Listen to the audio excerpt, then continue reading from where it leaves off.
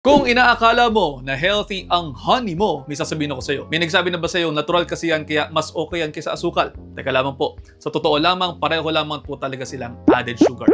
Oo, may konting vitamins at antioxidants ang honey, pero hindi ito magic food. Yung isang kutsara ng honey po pwedeng mas mataas pa ang calories na ambag niyan kaysa sa isang kutsarang asukal. At pareho nagpapataas ng blood sugar yan. May nagsabi rin, mas mababa ang glycemic index ng honey. Opo, pero kaunti lamang din ang diferensya. Kung diabetiko ka, hindi rin ito lisensyang ubusin po ninyo o laklakin ninyo. Ang totoo, mas matamis ang honey kaysa sa asukal, kaya oo po pwedeng kaunti lamang po ang gamitin natin. Again, kaunti lamang ang gamitin. Pero kung lalagyan mo pa rin po ng marami niyan sa kape mo, sa oatmeal mo at sa tsaa mo, para ka na rin nag-asukal dyan. Mas okay pa rin pong bawasan ang total added sugar sa diet, hindi lamang yung basta ipipilit-pilit ninyo o basta palit-palit lamang ng sweeteners. Kung gusto ninyong magpatamis, bakit kaya hindi nyo subukang sanayin ang dila mo sa less sweet options? Kung kaunti lamang ang gagamitin mo, pwede po iyon. Pero kung dadamihan po ninyo, hindi rin yun maganda. At yun, almost 1 minute na ata ito. I hope you're all 1 minute wiser.